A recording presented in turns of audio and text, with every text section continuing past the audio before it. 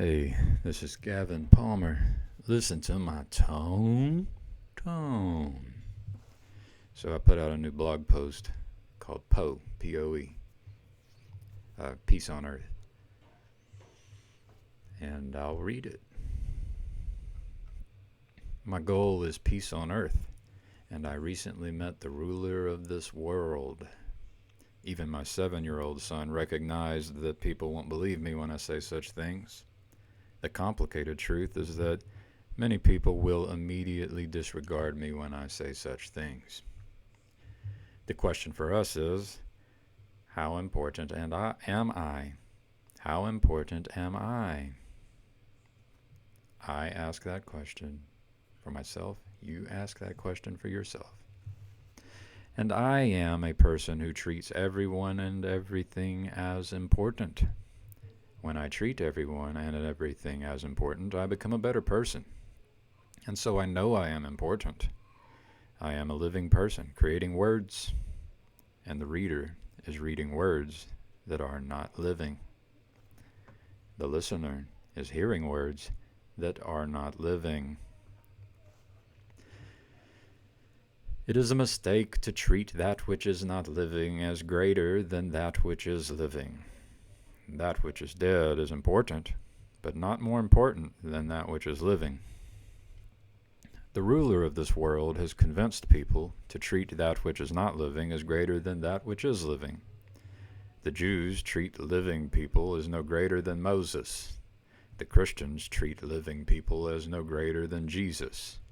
And the Muslims treat living people as no greater than Muhammad. It's not just the religious folk who treat their dead institutions created by dead leaders as greater than living people like myself.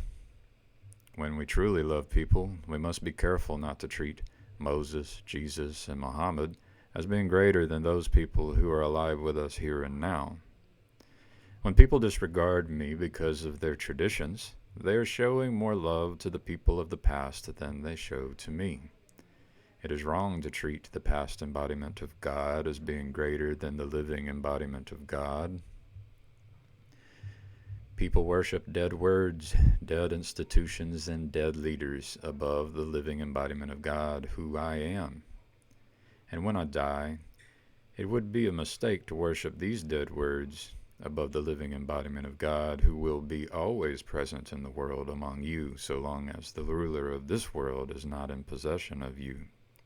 Remember that the ruler of this world possesses all children at some time in life, and it seems most humans never mature spiritually into adults. Good people do want power and do not fear losing power. The King of Lies has convinced you otherwise. God has allowed the King of Lies to rule as an example of what and how not to be. What we learn to resist, when we learn to resist the spirit of the King of Lies, we can be filled with the Holy Spirit within us and have communion with God in order to listen and be the living embodiment of God together. As more people become the living embodiments of God, we all become better as we all become more than the sum of the parts. Our Creator gifted every human with direct access to the Creator.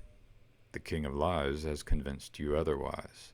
The King of Lies will take the good works of dead people who have been the living embodiment of God and convince you to treat their dead words and practices as being more important than those who are among you who should be treated as more important, because the living are always more important than the dead. The King of Lies wants to convince you that you are not worthy of being the embodiment of the living God, and this empowers the King of Lies by disempowering you with your own beliefs. An institution is corrupted to the extent that it is dead and is unable to produce good fruit. The King of Lies is attracted to the power of institutions and works to kill them so that they do not produce good fruit. All institutions are attractive to the King of Lies, who wants power and fears losing that power. This does not mean that institutions are inherently the tool of the King of Lies. This simply means that we should be aware of the production of good fruit within ourselves and the institutions we serve within. Everything has a divine spark, even within the king of lies, who looks down on others and tells lies while sacrificing the innocent because of the liar's impulsive fear of losing power. Even within all of that is a divine spark which helps show us what not to be. The king of lies creates a darkness in which the light might shine more brightly. If anything or anyone is regarded as necessary for your listening and learning from our Creator, God, then be extremely cautious.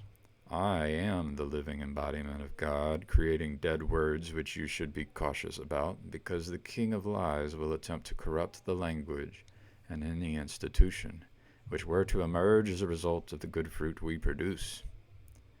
The amount of good fruit we produce multiplies when we are able to cooperate together. An individual may create 3.